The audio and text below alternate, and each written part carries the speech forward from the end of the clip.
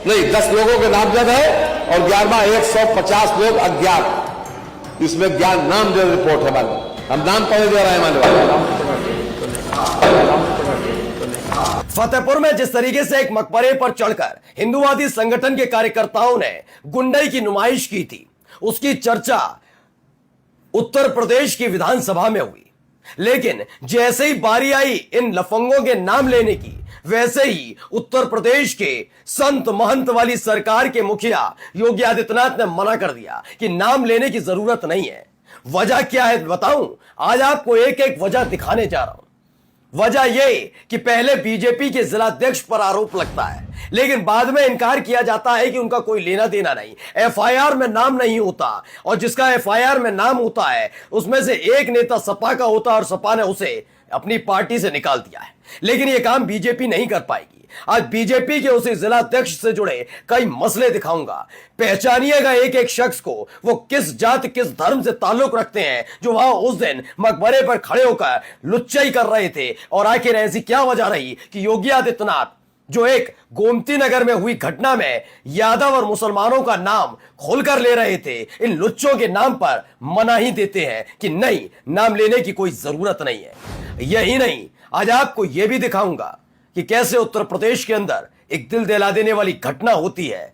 अब जवाब दे पाएंगे योगी आदित्यनाथ। नमस्कार, मैं हूं प्रज्वल गौतम और आप देख रहे हैं the live TV. The live TV, सच सबसे आगे। पहले एक बयान दिखाने जा रहा हूं, यह बयान जरा सुनिए। नहीं, 10 लोगों के नामजद है और 11वां 150 लोग अज्ञात। इसमें ज्ञान नामजद रिपोर्ट है मालूम। हम नाम पढ़े दे रहे हैं मालूम। ये सुनिए, ये वित्त मंत्री है उत्तर प्रदेश सरकार में। इन्होंने बताया 10 नामजद हैं और 11वें नंबर पर 150 लोग अज्ञात हैं। आगे ये कहते हैं अब नाम पढ़े जाएंगे मान्यवर। मान्यवर का मतलब विधानसभा के अध्यक्ष है। योगी आदित्यनाथ तुरंत मना करते नहीं, नाम पढ़ने की कोई जरूरत नहीं है। हाँ, नाम किसके पढ़ने? अगर यादव हो तो नाम पढ़ो, मुसलमान हो तो नाम पढ़ो, उनके बारे में बोलो, सद्भावना वाली बात करो। और ये सारे के सारे शांति दूत हैं। लुच्चे लफंगों का समर्थन किया जा रहा है क्या? क्यों कह रहा हूं? पहले देखिए इनका पुराना वीडियो। ये वीडियो क्या है बताऊंगा। कल की जो गोमती नगर की घटना है, उस घटना में भी हम लोगों ने जवाबदेही तय की है। उसके अपराधियों की सूची भी मेरे पास आई है। ये अपराधी हैं। पहला अपराधी है पवन यादव, दूसरा अपराधी मोहम्मद अरबाज। ये सद्भावना वाले लोग हैं। सोचिए, क्या उम्मीद कर पाएंगे संत महंत के भेष में खड़े होकर एक राजनेता कैसे राजनीतिक रोटियां सेकते हैं। खास तौर पर इन्होंने सिर्फ 2 लोगों के नाम लिए, जबकि उस गोमती नगर वाली घटना में कई लोग शामिल थे। ये पिछले साल की घटना है। गोमती नगर इलाके में पानी भर गया था। सबसे पहले तो शर्म इन्हीं की सरकार को आनी चाहिए कि लखनऊ जैसे शहर, राजधानी उत्तर प्रदेश की, वह पानी भर जाता है, हाई प्रोफाइल इलाका, शर्म नहीं आई। उसके बाद दिन के उजाले में लुच्चाई होती है, तब शर्म नहीं आई। और उसके बाद इन्होंने गलत नाम पढ़े थे, ये दोनों गलत नाम, लेकिन इन्हें इसलिए सूट कर रहे थे क्योंकि उसमें एक यादव था, एक मुसलमान। सिर्फ इसलिए ना, ये मुख्यमंत्री है। सोचिए, इन्होंने संविधान की शपथ ली है, मुख्यमंत्री है। सदन में जानबूझकर ये नाम लेकर सिर्फ माहौल बनाने की कोशिश करते हैं। नाम क्यों नहीं लेने दिया? फतेहपुर वाली घटना में दिखाऊं आपको, जरा देखते चलिएगा। यह पहले तस्वीर देखिए इस लुच्चे की, लफंगे की। हाथ में राखियां बंधी हैं तो किस समुदाय से ताल्लुक रखता है समझिएगा। यह वही लफंगा है जिसने कब्र पर चढ़कर तोड़फोड़ की और गुंडई कर रहा था। क्या यही वजह है मुख्यमंत्री महोदय, जो नाम लेने से आपने वित्त मंत्री को रोक दिया कि उन 10 लोगों के नाम मत लीजिए? पोल खुल जाएगी, पता लग जाएगा असली उत्पाती कौन है, उपद्रवी कौन है लफंगा, कौन है लुच्चा और कौन है समाज के लिए, उत्तर प्रदेश के लिए खतरा। ये तो शांति दूत है। बोलो, अभी बीजेपी का खुद का एक शांति दूत दिखाता हूं आपको, जो पहले बहुत शराफत की पंजीरी बांट रहा था। अब देखिए, ये है, पहले वीडियो देखिए, एक वीडियो निकल कर आई, उसके बाद दिखाऊंगा इनके लफंगापन। पहले लफंगापन देखिए,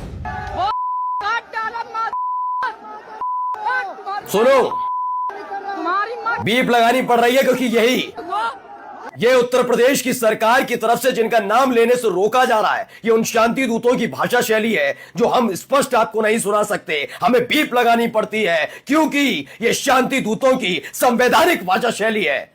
सुनिएगा क्या कहता है ये गुंडा।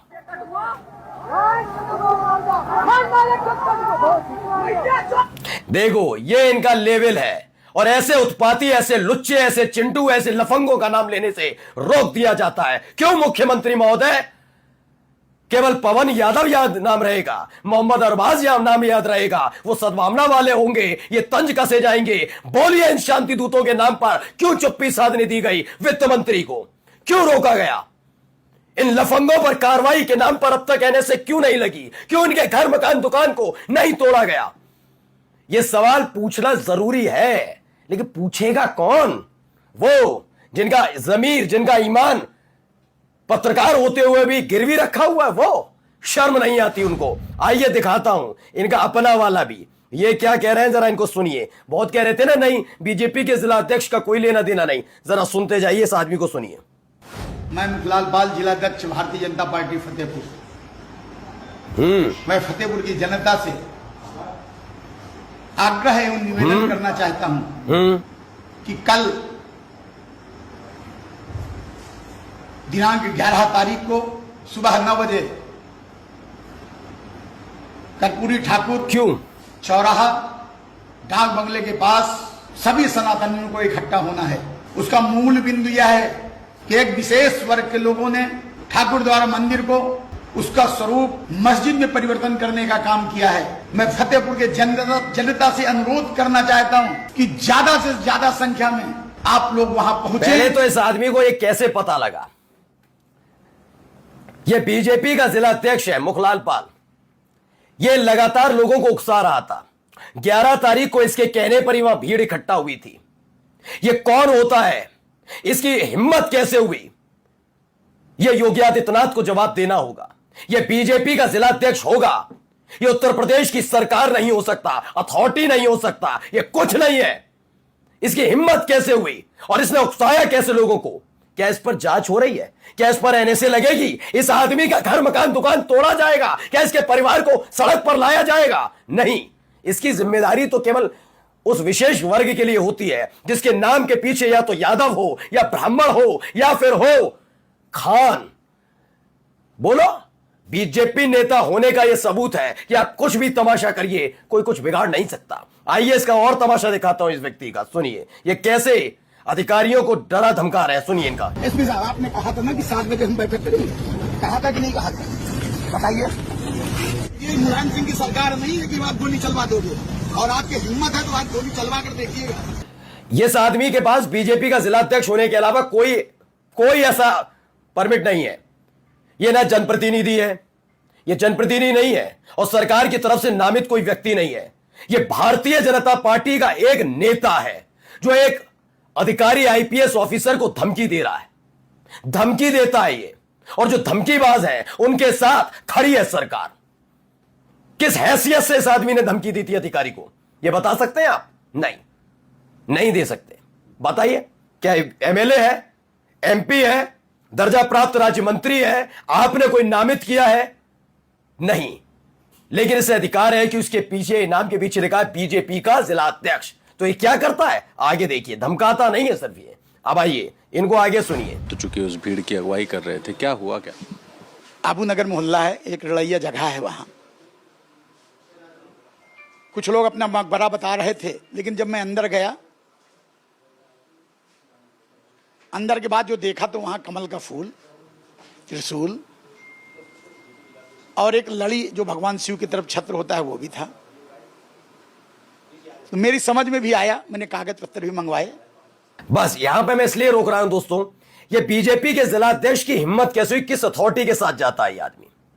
भाई अगर आपको कोई बात की शिकायत है, क्योंकि आप कोई अथॉरिटी नहीं है, कोई ताकत नहीं है आप में किसी भी तरह की कि आप ये करेंगे किसी मस्जिद में, किसी के धार्मिक स्थान में घुस के। अगर आपको दिक्कत है, आप कहिए, पुलिस से शिकायत कीजिए, आपकी सरकार है, बुलाइए पुलिस वालों को। आप पुलिस को धमकाते हैं, आप लोगों को इकट्ठा करते हैं, उकसाते हैं, अंदर जाकर चेक करने की हिम्मत कैसे हुई? इस आदमी के खिलाफ एनएसए लगनी चाहिए, नहीं लगनी चाहिए? हाँ या ना ये जवाब दीजिएगा, क्योंकि आज यह तय होगा कि इस देश में एक देश एक विधान है या एक देश दो विधान वाला सिस्टम चल रहा है। इस आदमी के खिलाफ अब तक कार्रवाई क्यों नहीं, इसका जवाब देना होगा। आइए एक और देखिए, ये पप्पू चौहान, ये आदमी समाजवादी पार्टी का नेता, अखिलेश यादव के साथ तस्वीर, इनका नाम एफआईआर में, और आखिरकार फतेहपुर में भाजपाइयों के साथ मकबरे पर चढ़ने वाले सपा नेता को अखिलेश ने पार्टी से निकाला। देखिए इन्होंने फिर एक बयान भी जारी किया, इसमें ये कह रहे हैं कि क्या सोचिए, इनकी मानसिकता सोचिए। मैं पप्पू सिंह चौहान पूर्व फौजी, समाजवादी में मैं 2021 से काम कर रहा था और मैं इस पार्टी का बहुत भरोसा किया था। साथियों, समाजवादी पार्टी में मैंने बहुत विधानसभा हुसैनगंज में बहुत मेहनत किया और बहुत कार्यकर्ताओं से मिलकर के कंधे से कंधा मिलाकर काम किया। साथियों, ये अब आरोप लगा रहे हैं, फिलहाल इन्होंने कहा इस्तीफा दे दिया, तमाम चीजें। और जाते जाते एक खबर जरूर देखिएगा दोस्तों, ये खबर रोंगटे खड़ी कर देगी। ये थोड़ी ब्लर तस्वीर है, इस पर एक लिखते हैं शीतल पी सिंह, सुनिएगा, क्योंकि सदन के अंदर इन लुच्चों का नाम लेने से उत्तर प्रदेश के मुखिया रोक रहे हैं कि नाम मत लीजिए, लेकिन कितनों के नाम रोकेंगे आप। बलरामपुर उत्तर प्रदेश, ये सुनने बोलने से अपाहिज लड़की जो हैवानों से अपनी अस्मत बचाने के लिए मॉडल स्टेट में भाग रही है। वीडियो डरावना है इसलिए स्टिल फोटो लगा रहा हूं। उसके पीछे मोटरसाइकिल पर सवार शोधों का गिरोह है जिससे बचने की नाकाम कोशिश करती उसका यह मुद्रा गवाह बन गई। सच यह है कि पिछले 3 बार से उत्तर प्रदेश में पुलिस प्रमुख का पद कार्यवाहक चल रहा है, तमाम चीजें। लेकिन ये आगे लिखते हैं शीतल पी सिंह, बेरोजगारी को दंगा भड़काने पर लगाया गया है बेरोजगारों को, और खुद मुख्यमंत्री विधानसभा में उनकी हिफाजत करते मिलते हैं। फतेहपुर के दंगाइयों के नाम सार्वजनिक ना हो पाए, इसका उन्होंने भरे सदन में प्रयास किया और यह पूरी देश ने, दुनिया ने देखा कि सोचिए, ये उत्तर प्रदेश के मुख्यमंत्री हैं। नमस्कार। द लाइव टीवी, सच सबसे आगे।